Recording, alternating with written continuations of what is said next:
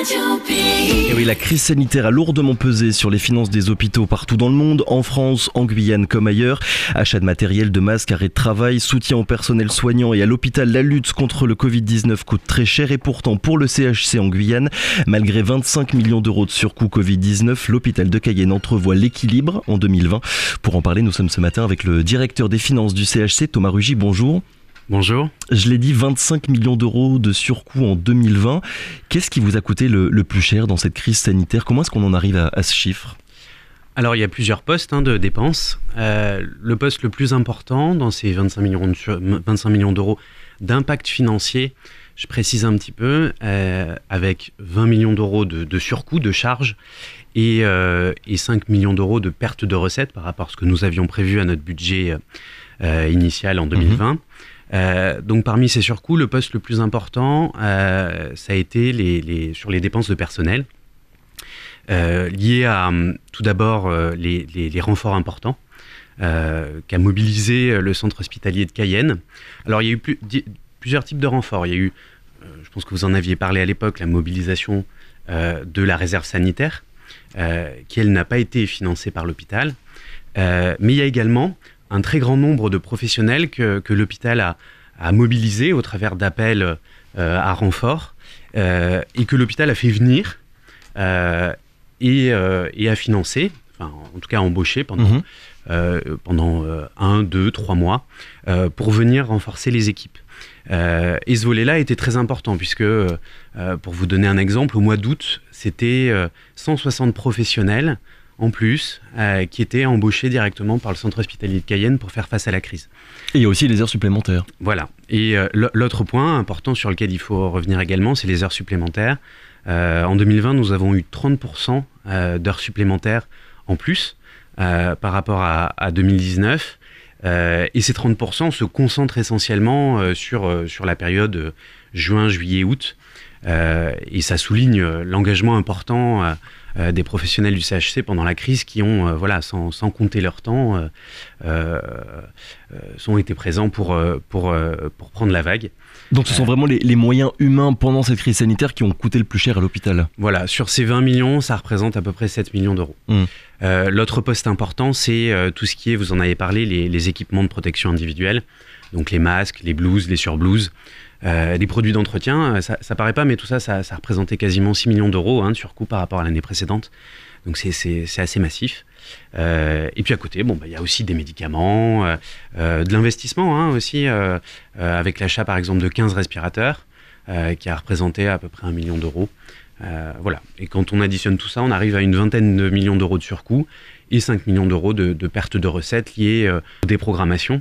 Au ralentissement de l'activité de consultation pendant la période de crise, qui s'est traduit par des moindres recettes de l'assurance maladie, puisque l'hôpital, vous le savez, est financé à la hauteur de son activité, par rapport à ce que nous avions prévu au budget 2020. Vous arrivez à chiffrer le coût moyen, on va dire, d'un patient Covid-19 qui a été pris en charge par vos équipes au CHC ? À ce stade, non. Ou c'est vraiment trop compliqué, ça dépend des patients, ça dépend on ne s'est pas encore penché sur cette question-là. D'accord.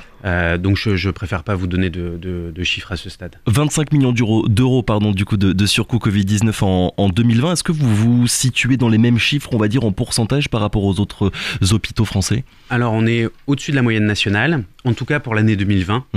Parce qu'il a fallu faire venir plus de monde que dans les autres hôpitaux. Voilà, il y a aussi il y a ça, il y a l'acuité de la crise. Pour vous donner 25 millions d'euros, ça représente 10% à peu près du budget du centre hospitalier. La Fédération hospitalière de France avait publié une étude à la fin de la première vague, estimant l'impact moyen sur les hôpitaux de l'ordre de 4%. Donc nous, on est plutôt à 10%. Donc on est au-dessus de la moyenne. Effectivement, il y a le fait, l'éloignement géographique et le fait de faire venir des professionnels. Et puis il y a aussi l'acuité de la crise, tout simplement que le centre hospitalier de Cayenne a connu, qui l'a placé parmi les hôpitaux, je pense, parmi les plus touchés par la crise lors de la première vague. Et donc avec des surcoûts importants. Il faudrait comparer plus précisément avec des hôpitaux, notamment dans le Grand Est ou en Île-de-France. Des territoires qui ont été massivement touchés par l'épidémie. Voilà, c'est ça.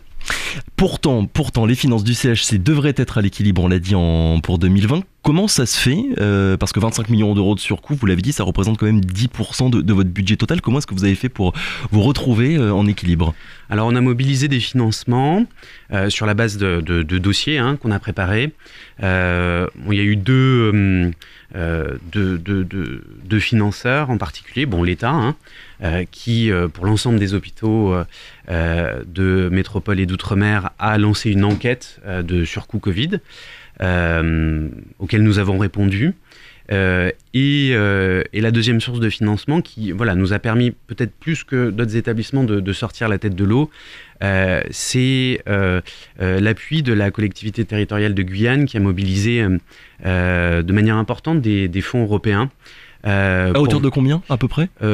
On a une subvention de 9 millions d'euros, dont 7,2 millions d'euros déjà versés. Donc c'est sur la base de ces dossiers-là et ça j'insiste là-dessus, de la très bonne traçabilité des dépenses, de ces dépenses et de ces surcoûts. Alors la traçabilité des dépenses, ça veut dire quoi ? Ça correspond à quoi ? C'est-à-dire qu'à chaque fois qu'on avait une facture en lien direct avec la crise Covid, elle était identifiée comme telle. Être capable de recenser véritablement en fait quels sont les coûts. Exactement, et ça a été un vrai enjeu pour la direction des finances, mais aussi pour tous les services acheteurs de l'hôpital, pour la direction des ressources humaines. À chaque fois qu'on passait un contrat, celui-ci était bien identifié comme Covid.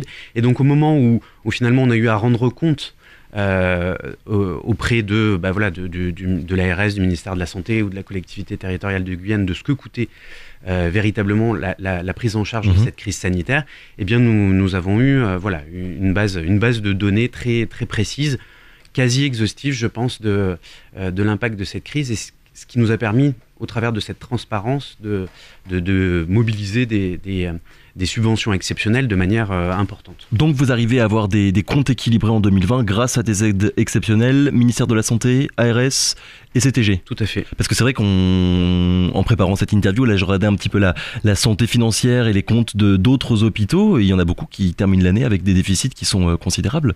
Tout à fait, c'est pour ça que on est, je ne sais pas si satisfait est le terme adéquat, mais en tout cas... eu égard à la gravité de la situation, l'année aurait pu se terminer. Et que l'hôpital ne sorte pas fragilisé financièrement de cette crise sanitaire, c'est important, notamment au regard des investissements importants que l'hôpital engage dans les prochaines années. Vous nous avez parlé du coup pour ces aides exceptionnelles de la CTG, de l'ARS et du ministère de la Santé, mais pour qu'on comprenne bien, Thomas Rugy, qui est-ce qui finance l'hôpital de Cayenne ? Comment est-ce que ça se passe ? D'où vient l'argent ? L'essentiel, c'est l'assurance maladie. D'accord. L'hôpital est financé à l'activité, c'est-à-dire qu'à chaque fois qu'un acte ou un séjour est réalisé au sein de l'hôpital, l'établissement reçoit un financement qui est forfaitaire en fonction du type de prise en charge. Vous venez pour une prothèse de hanche, pour une hospitalisation en médecine, en face de chaque typologie de prise en charge, il y a un tarif forfaitaire associé. Et donc nous envoyons chaque mois un compte-rendu de notre activité à l'ARS et à l'assurance maladie. Et sur cette base-là, nous recevons des financements. À côté de ça, il y a d'autres formes de financement qui là ne sont pas l'activité, qu'on appelle pour de financement des missions d'intérêt général. Par exemple, les prises en charge au SAMU-SMUR. Par exemple, pour l'hôpital de Cayenne, c'est une des spécificités fortes. L'administration des centres délocalisés de prévention et de santé. Pour ça, l'hôpital de Cayenne perçoit par exemple une MIC d'environ 15 millions d'euros pour gérer ces centres. Donc ça, c'est pour la prise en charge des patients, et après pour tout ce qui va concerner le salaire des personnels de soins, les bâtiments, ça, comment est-ce que ça se passe ? Le salaire des personnels de soins est financé notamment par ces recettes. D'accord. Voilà. C'est un ensemble de recettes qui est composé de recettes d'activité à 60% à peu près pour l'hôpital de Cayenne. Le reste, ce sont diverses subventions liées à d'autres activités qui, elles, ne sont pas rémunérées à l'activité, dont je viens de vous donner quelques exemples. Il y a une petite partie également de rémunération directement auprès des mutuelles et des patients. C'est ce qu'on appelle le reste à charge. Quand on vient à l'hôpital, ce n'est pas totalement gratuit. Il y a toujours 20% à peu près, c'est ça en moyenne? Oui, ça dépend des prises en charge. Ça dépend. C'est un peu moins que ça quand même. Oui. Voilà, c'est plutôt autour de 10%. Et voilà. Et cet ensemble fait des recettes et l'objectif c'est que les charges et les recettes soient équilibrées pour que les comptes de l'hôpital soient sains. Pendant longtemps, le CHC qu'on appelait à l'époque le CHAR était souvent pointé du doigt pour ses finances et ses comptes qui étaient mal gérés. Il a fallu attendre 2019 pour que les comptes justement de l'hôpital soient certifiés. Le CHC mauvais payeur, on va dire, c'est terminé? En tout cas, ça s'est très nettement amélioré. Oui. C'est un des corollaires de la consolidation de la situation financière. Ça fait 2 ans que le centre hospitalier de Cayenne est à l'équilibre financier, que ses comptes sont certifiés. Mais ça reflète plutôt la bonne gestion, la qualité de la gestion de l'établissement. Mais effectivement, sa situation de trésorerie est en très nette amélioration. On mesure ça avec ce qu'on appelle le délai global de paiement, c'est-à-dire le délai moyen pour payer une facture. En 2017, le centre hospitalier de Cayenne payait à 180 jours ses fournisseurs. Il fallait donc quasiment 6 mois en moyenne pour qu'une facture soit réglée. En janvier 2021, on était redescendu à 71 jours. Donc, vous voyez, il y a une amélioration très significative. C'est pas encore parfait, puisque je me rappelle que le délai réglementaire, c'est 50 jours. Et comment est-ce qu'on explique du coup encore ce léger retard par rapport à ce qu'il faudrait faire? C'est-à-dire que, vous voyez, il y a une dynamique d'amélioration, mais je vous confirme que pour l'année 2021, notre objectif est bien de repasser sous la barre des 50 jours. Il y a aussi un autre aspect qu'on ne voit pas et qui illustre la très forte amélioration de la situation de trésorerie de l'établissement, c'est également sa dette sociale. Pendant plusieurs mois, lors des difficultés de trésorerie, le centre hospitalier de Cayenne n'a pas pu verser ses charges patronales. Nous avions accumulé au début de l'année 2021 quasiment 10 millions d'euros de dette sociale vis-à-vis de l'URSSAF. Pendant l'année 2020, pendant l'année 2020, nous avons résorbé ce matelas de 10 millions d'euros. Donc voilà, on aborde l'année 2021 dans une situation de trésorerie en très très nette amélioration. Ouais, réduction du coût du délai global de paiement, et puis votre établissement s'est aussi désendetté de 13 millions d'euros, c'est ça? Comment est-ce que vous avez fait? Il y a une réduction des faits, ou bien des nouvelles entrées d'argent, ou bien une meilleure gestion des comptes de l'hôpital? C'est un peu de tout. C'est un peu de tout. D'accord. C'est un peu de tout. Donc voilà, on a été en capacité aussi en 2019 de mobiliser des aides exceptionnelles. Voilà, on a une activité aussi du centre hospitalier qui est naturellement en croissance. Et puis avec l'amélioration de la qualité de la gestion, dont on parlait avec notamment la certification des comptes, on est en capacité aujourd'hui de rendre compte de manière extrêmement précise, fidèle et aussi prévisionnelle, en donnant un peu de visibilité dans le temps à nos partenaires financiers, à nos tutelles, de notre situation, de là où on est, de là où on va. Et ça démultiplie notre capacité à mobiliser des financements et donc petit à petit à assainir nos comptes. Si on vous reçoit ce matin aussi, Thomas Rugy, c'est pour parler de l'avenir. Vous allez présenter un plan d'investissement de 160 millions d'euros sur 5 ans. 160 millions d'euros pour faire quoi? Alors, il y a beaucoup de choses. Oui, je me doute. Ce qu'on appelle un schéma directeur immobilier qui est particulièrement important. Alors, on va distinguer 2 strates. Pour les hôpitaux, on distingue toujours l'investissement en 2 catégories. Il y a ce qu'on appelle les investissements majeurs, les investissements lourds. Donc là, nous avons une opération, l'opération la plus importante, c'est la rénovation du bâtiment médico-chirurgical.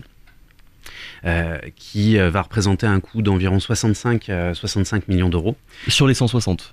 Sur les 160, d'accord. Tout à fait. Ensuite, nous avons la création d'un bâtiment recherche pour développer la recherche à l'hôpital, notamment dans la logique de l'universitarisation du centre hospitalier de Cayenne, de la création d'un... Le fameux CHU. La création d'un hôtel hospitalier, la rénovation de 3 CDPS, des centres délocalisés de prévention et de soins, à Patou, Papaicheton et Camopi. Donc voilà. vous, en tant que directeur financier de l'hôpital, vous ne vous occupez pas que de l'hôpital de Cayenne. Vous avez aussi un regard, on va dire, sur ces centres de santé qu'il y a partout sur le territoire. Ce sont des antennes délocalisées du CHC, du CHC, donc qui font entièrement partie de la personne morale qui est le centre hospitalier de Cayenne. Et ensuite, la deuxième strate sur laquelle je voudrais revenir, parce qu'elle est particulièrement importante, c'est celle des investissements courants. Il est vrai qu'on en parle relativement moins, mais c'est ce qui a fait défaut à l'hôpital de Cayenne et plus largement à l'ensemble des hôpitaux. C'est la capacité des établissements à investir donc dans les investissements du quotidien, c'est-à-dire remplacer ces équipements biomédicaux, des échographes par exemple, acheter des lits, des chariots repas, faire des travaux d'entretien sur les bâtiments. Et cette partie-là a souvent été la variable d'ajustement dans le budget des établissements, eu égard aux difficultés financières que connaissent de manière générale les établissements publics de santé. Et là-dessus, on a également un véritable plan de 45 millions, donc sur les 160, de remise à niveau un peu de ces investissements du quotidien, de nos équipements, d'entretien des bâtiments. Et ça, c'est particulièrement important. Il n'y a pas que la rénovation, on va dire, des services, des bâtiments, il y a aussi donner aux professionnels des outils pour travailler dans de bonnes conditions au quotidien. C'est aussi extrêmement important pour le fonctionnement, pour les prises en charge et pour l'attractivité du centre hospitalier. Le CHC était déjà engagé, ce sera ma dernière question parce qu'il est déjà 7h29, déjà engagé dans un plan de modernisation de 45 millions d'euros qui avait été validé par le Copermo. Là maintenant on parle de 160 millions d'euros. Ils viennent s'ajouter aux 45 qui avaient déjà été actés ? Non. C'est parmi les 45, on a revu un peu l'enveloppe à la hausse, eu égard à la nécessité de prolonger un peu ces investissements sur le versant technique et puis de revoir un peu le projet, notamment par exemple sur le versant des soins critiques et de soins réanimation pour véritablement doter le centre hospitalier de Cayenne d'un plateau élargi et fonctionnel. Donc on a revu à la hausse cette enveloppe-là qui est passée en tout sur le périmètre des 45, on est à peu près aujourd'hui à 85-90 millions d'euros sur les 160. Thomas Rugy, merci beaucoup, on le rappelle, directeur des finances du CHC, vous étiez avec nous pour revenir sur cette année 2020 un petit peu particulière eu égard à la crise sanitaire. On le rappelle, 25 millions d'euros de surcoût liés au Covid-19 et pourtant des comptes qui seront à l'équilibre à la fin de l'année. Merci beaucoup. Merci.